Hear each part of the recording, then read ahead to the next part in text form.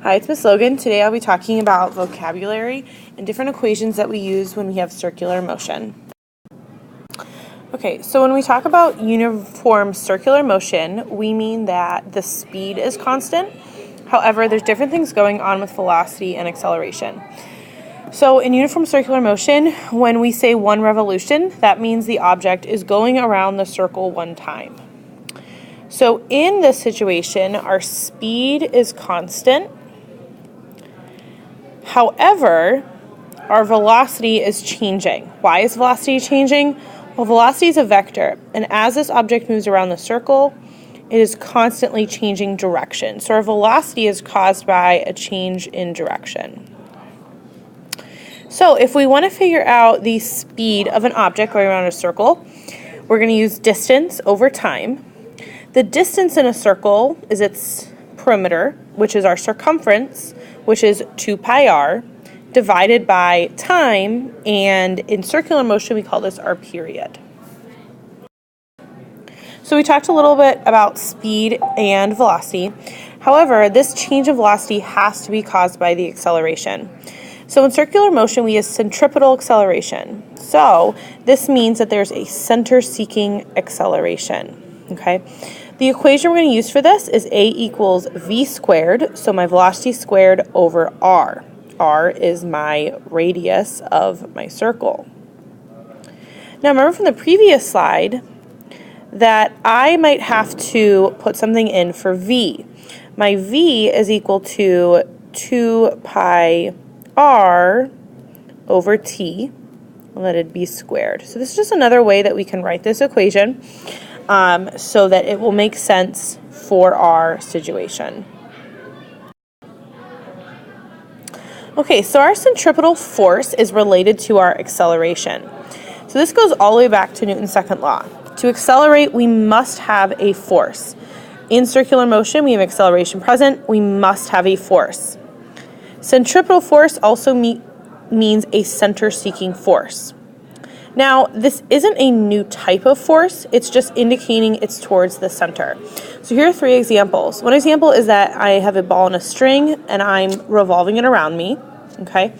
The tension in that string is going towards the center.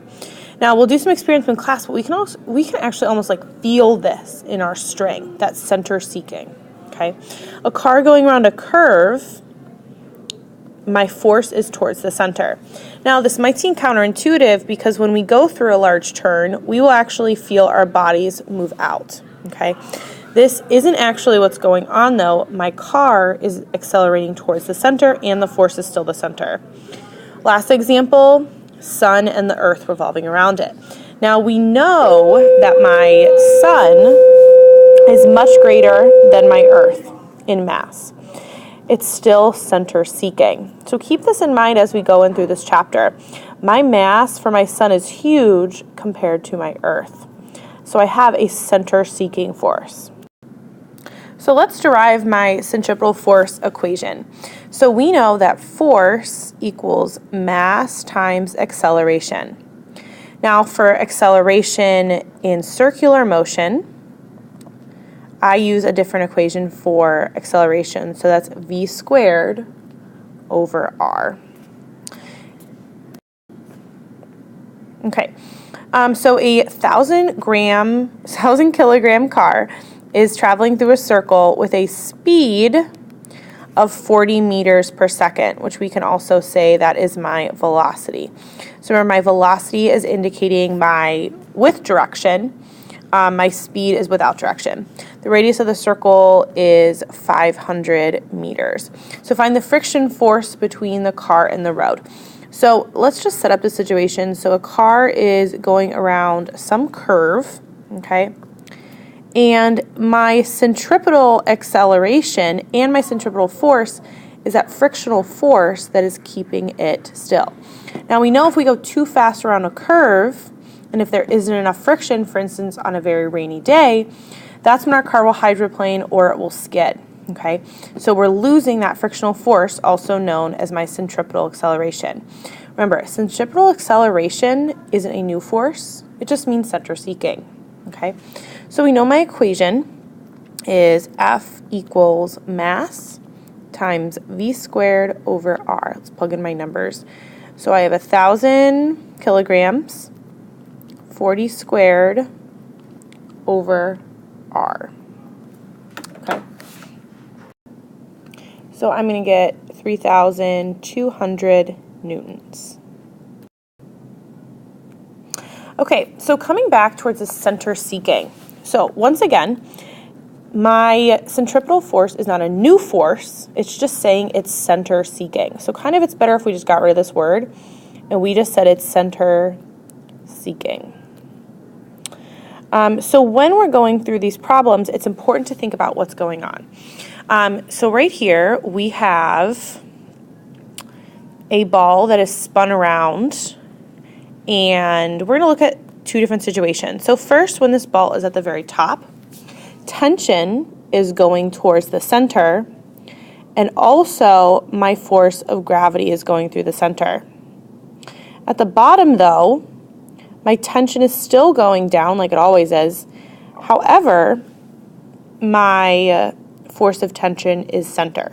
So when I have a string in circular motion, my force of tension is always towards the center. Okay, so let's look at what we just went over and put some numbers to it. So a 10 kilogram ball is swung around a circle at 5 meters per second. Let's say the string or the radius is 1 meter. Just to make our math a little easier. So find the tension at the string at the top and the bottom. So when this ball is at the top, we have force of tension going in, and I have my weight, force of gravity, going down. So at the top, my centripetal force is tension plus force of gravity. However, we do not know what my tension is. So this is when we need to use our centripetal force equation.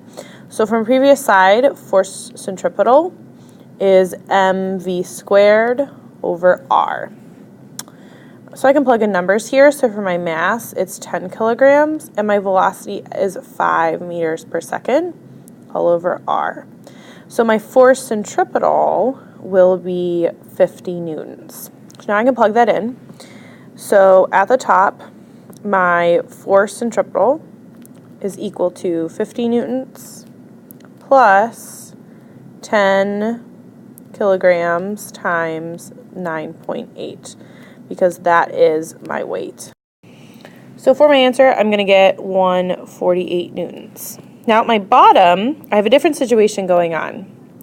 So remember, at my bottom, I have my force of tension going up, but my gravity is going down. Okay, so in this case, I have opposite, so we can actually subtract. So at the bottom,